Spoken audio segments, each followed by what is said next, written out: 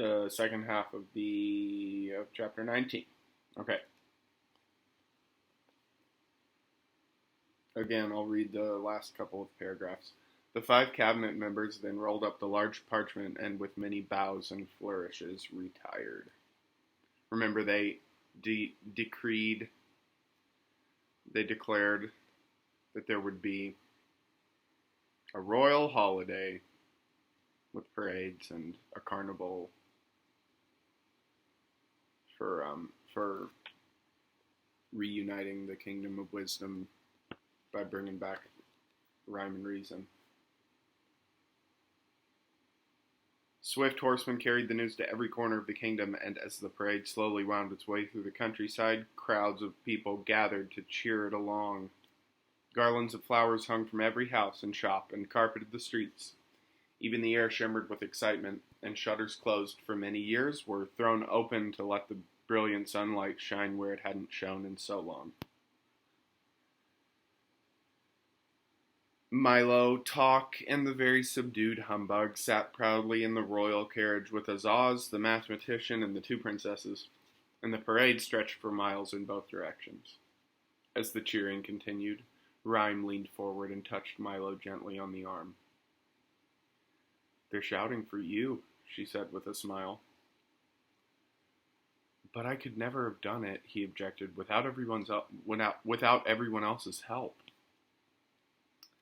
"That may be true," said Reason gravely, "but you had the courage to try. And what you can do is often simply a matter of what you will do." "That's why," said Azaz, "there was one very important thing about your quest that we couldn't discuss until you returned." "I remember," said Milo eagerly. "Tell me now." "It was impossible," said the king, looking at the math magician. "Completely impossible," said the math magician, looking at the king. "Do you mean," stammered the bug, who suddenly felt a bit faint. "Yes, indeed," they repeated together. "But if we'd told you then, you might not have gone. And as you've discovered, so many things are possible, just as long as you don't know they're impossible." And for the remainder of the ride, Milo didn't utter a sound. Finally, when they'd reached a broad, flat plain, midway between Dictionopolis and Digitopolis, somewhat to the right of the Valley of Sound and a little to the left of the Forest of Sight, the long line of carriages and horsemen stopped, and the great carnival began.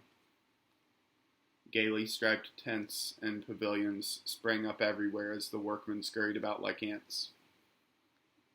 Within minutes there were race courses and grandstands, sideshows and refreshment booths, gaming fields, Ferris wheels, banners, bunting, and bedlam, almost without pause. The math magician provided a continuous display of brilliant fireworks made up of exploding numbers which multiplied and divided with breathtaking results. The colors, of course, being supplied by Chroma, and the noise by a deliriously happy Dr. Discord. Thanks to the soundkeeper, there was music and laughter, and for very brief moments, even a little silence. Alec Bings set up an enormous telescope and invited everyone to see the other side of the moon. And the humbug wandered through the crowd accepting congratulations and recounting in great detail his brave exploits, most of which gained immeasurably in the telling. And each evening, just at sunset, a royal banquet was held. There was everything imaginable to eat. King Azaz had ordered a special supply of delicious words in all flavors, and for those who liked exotic foods, in all languages too. The math magician had provided innumerable platters of division dumplings, which Milo was very careful to avoid, for no matter how many you ate, when you finished, there was more on your plate than when you began. And of course, following the meal came songs, epic poems, and speeches in praise of the princesses and the 3 gallant adventurers who had rescued them.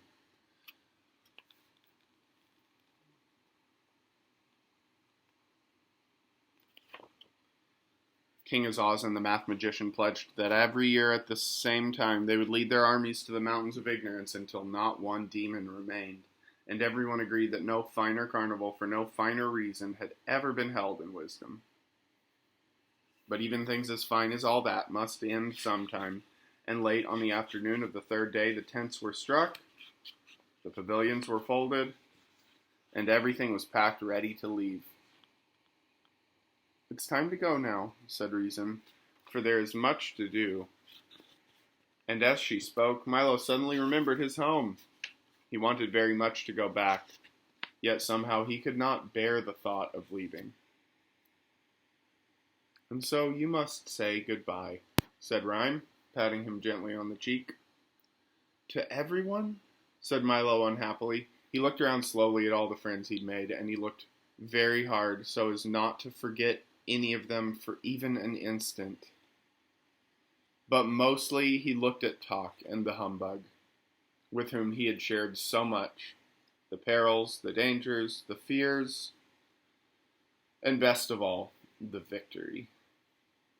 Never had anyone had 2 more steadfast companions. "Can't you both come with me?" he asked, knowing the answer as he said it. "I'm afraid not, old man," replied the Bug. "I'd like to, but I've arranged a lecture tour which will keep me occupied for years." "And they do need a watchdog here," barked Talk sadly.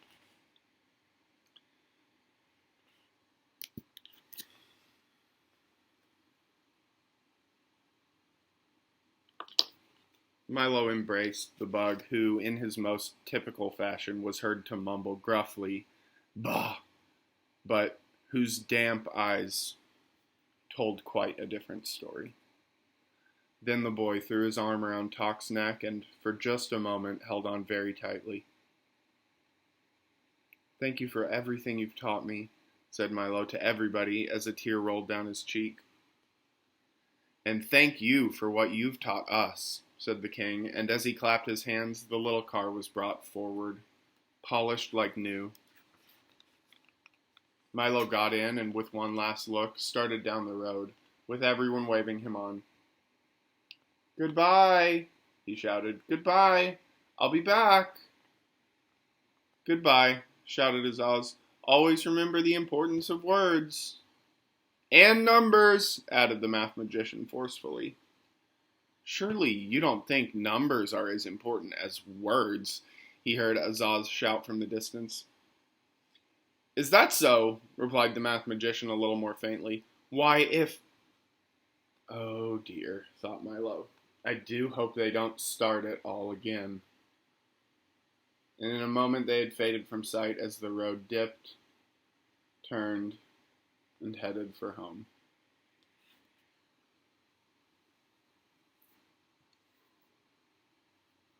One more chapter to go. It's only like, what, 1, 2, 3, 5 pages or something.